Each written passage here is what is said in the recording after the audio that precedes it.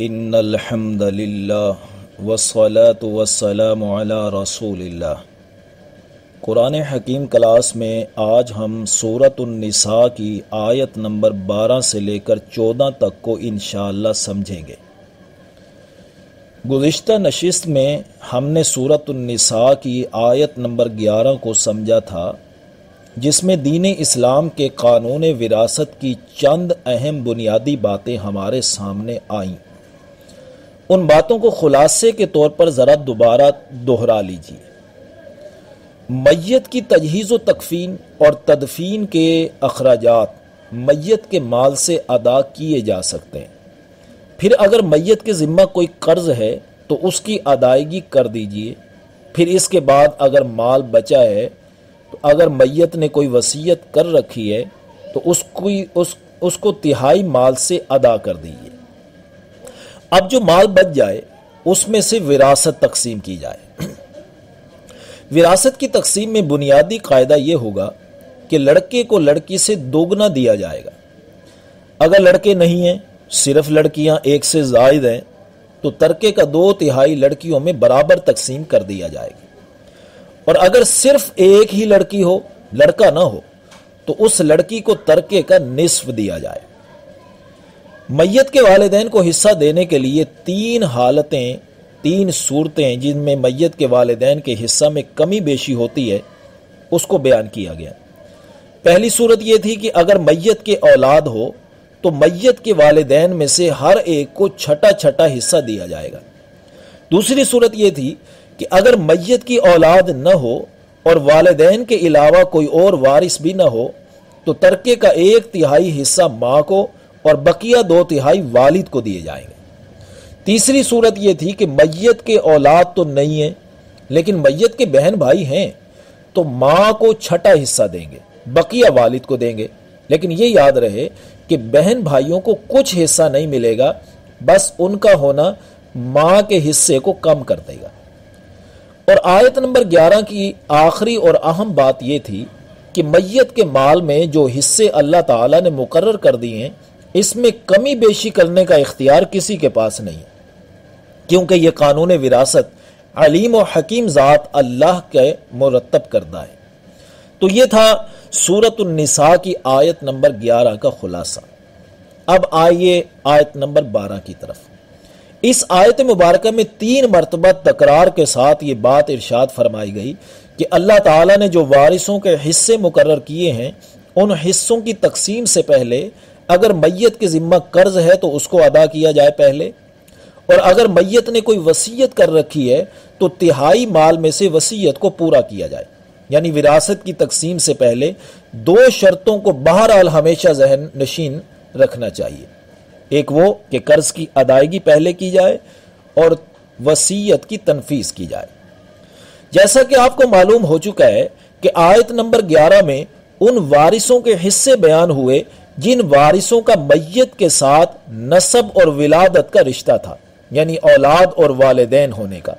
اب آیت نمبر 12 میں ان وارثوں کے حصے بیان ہوں گے جن وارثوں کا میت کے ساتھ ازدواج کا رشتہ ہے، یعنی خاوند اور بیوی کے حصے متعین کیے گئے۔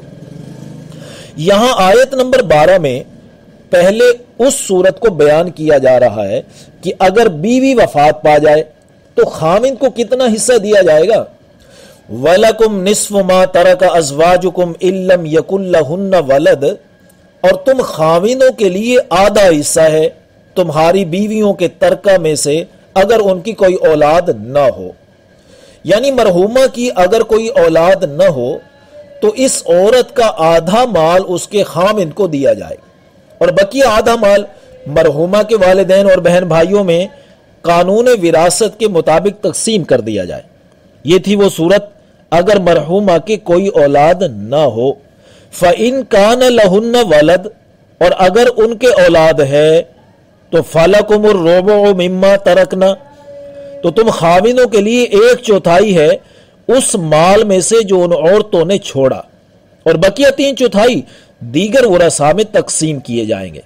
لیکن 2 شرطیں پھر ذہن میں رہیں کہ من بعد وصیت یوصین بہا او دین، کہ یہ تقسیم اس وصیت کو پورا کرنے کے بعد کی جائے گی جو وہ کر گئی ہیں اور قرض کی ادائیگی کے بعد۔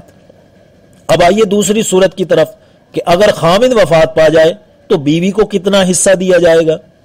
تو وَلَهُنَّ الرُّبُعُ مِمَّا تَرَكْتُمْ إِن لَّمْ يَكُن لَّكُمْ وَلَدٌ، اور عورتوں کے لیے چوتھائی ہے تم خامدوں کے ترکہ میں سے اگر تمہارے اولاد نہیں ہے۔ فَإِن كَانَ لَكُمْ وَلَدٌ، اور اگر تمہیں اولاد ہے تو فَلَهُنُّ الثُّمُنُ مِمَّا تَرَكْتُمْ، تو عورتوں کے لیے 8واں حصہ ہے تم خامدوں کے ترکہ میں سے، لیکن یہ تقسیم وہ 2 شرائط پوری کرنے کے بعد ہی کی جائے گی، یعنی من بعد وصیت توصون بها او دین، اس وصیت کو پورا کرنے کے بعد جو تم نے کی اور قرض ادا کرنے کے بعد۔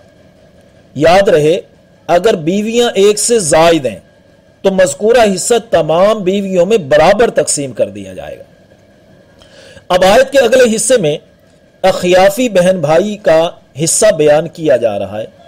اخیافی بہن بھائی وہ ہوتے ہیں جو ماں شریک ہوں، یعنی ماں ان کی ایک ہو، باپ الگ الگ ہو۔ دیکھیے وَإِن كَانَ رَجُلٌ يُورَثُ كَلَالَةً أَوِ امْرَأَةٌ، اور اگر مرد یا عورت جس کی وراثت تقسیم کی جا رہی ہے وہ کلالہ ہو، کلالہ اس مرد یا عورت کو کہتے ہیں جس کے نہ تو والدین زندہ ہو اور نہ ہی ان کی کوئی اولاد ہو، تو ایسا مرد یا عورت اگر فوت ہو جائے تو وَلَهُ أَخٌ أَوْ أُخْتٌ فَلِكُلِّ وَاحِدٍ مِّنْهُمَا السُّدُسُ، تو اس کلالہ کا ایک بہن یا بھائی ہو تو ان میں سے ہر ایک کو چھٹا حصہ ملے گا۔ فَإِن كَانُوا أَكْثَرَ مِنْ ذَلِكَ فَهُمْ شُرَكَاءُ فِي الثُّلُثِ، اور اگر وہ اس سے زیادہ ہوں تو سب شریک ہوں گے 1/3 میں، یعنی اگر اخیافی بہن بھائی ایک سے زائد ہوں تو تہائی مال تمام بہن بھائیوں میں برابر تقسیم کر دیا جائے گا، یعنی اس صورت میں مذکر کو مؤنث سے دگنا نہیں ملے گا بلکہ برابر تقسیم کیا جائے گا۔ باقی عینی اور علاتی بہن بھائیوں کا حصے کا ذکر سورۃ النساء کی آخری آیت میں بیان کریں گے انشاءاللہ۔ یہاں پر اتنا سمجھ لیجئے کہ عینی بہن بھائی وہ ہوتے ہیں جن کا ماں باپ ایک ہوتا ہے، جن کو ہم حقیقی سگے بہن بھائی کہتے ہیں، اور علاتی بہن بھائی وہ ہوتے ہیں جو باپ شریک ہوتے ہیں۔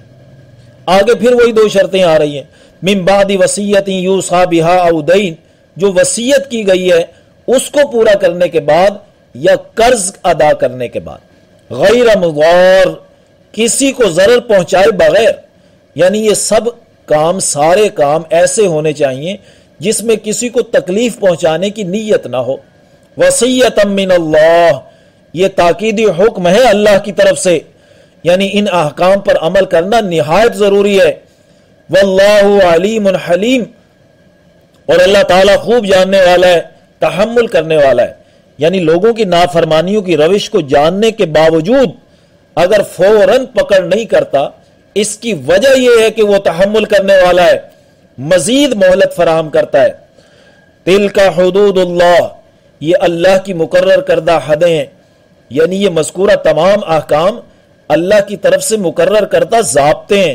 وَمَن يُطِعِ اللَّهَ وَرَسُولَهُ، اور جو کوئی اللہ اور اس کے رسول کی اطاعت کرے گا، یعنی ان ضابطوں کی پابندی کرے گا۔ دیکھیے یہاں پر اپنی ذات کے ساتھ اللہ تعالیٰ نے رسول کی اطاعت کا بھی ذکر کیا ہے۔ معلوم ہوا ان آیات کے ساتھ حضور صلی اللہ علیہ وسلم کے فرامین اور فیصلوں کو مد نظر رکھتے ہوئے ہی دین اسلام کا قانون وراثت مکمل ہوتا ہے۔ بہرحال جو کوئی بھی ان ضابطوں کی پابندی کرے گا تو یدخلہ جنات تجری من تحتها الانہار، تو وہ اللہ تعالیٰ اسے داخل کرے گا ایسے باغات میں جس کے نیچے نہریں بہتی ہیں، خالدین فیہا، اس میں وہ ہمیشہ رہیں گے، وذالک الفوز العظیم، اور یہی بڑی کامیابی ہے۔ ومن یعص اللہ ورسولہ ویتعد حدودہ، اور جو کوئی اللہ اور اس کے رسول صلی اللہ علیہ وسلم کی نافرمانی کرے گا اور اس کی حدود سے تجاوز کرے گا، یعنی جو اس کے قائم کردہ ضابطوں کی پابندی نہیں کرے گا، یدخلہ نارا خالدا فیہا، وہ اس کو آگ میں ڈال دے گا اور وہ اس میں ہمیشہ رہے گا، وَلَهُ عَذَابٌ مُّہِین، اور اس کے لیے اہانت آمیز عذاب ہوگا۔ یعنی جس طرح اس نے دنیا میں اللہ کے احکام کے ساتھ اہانت آمیز رویہ اختیار کیا، اسی طرح اسے دن قیامت اہانت آمیز سزا سے دوچار ہونا پڑے گا۔ اللہ تعالی ہمیں ان قوانین پر عمل کرنے کی توفیق نصیب فرمائے، آمین یا رب العالمین۔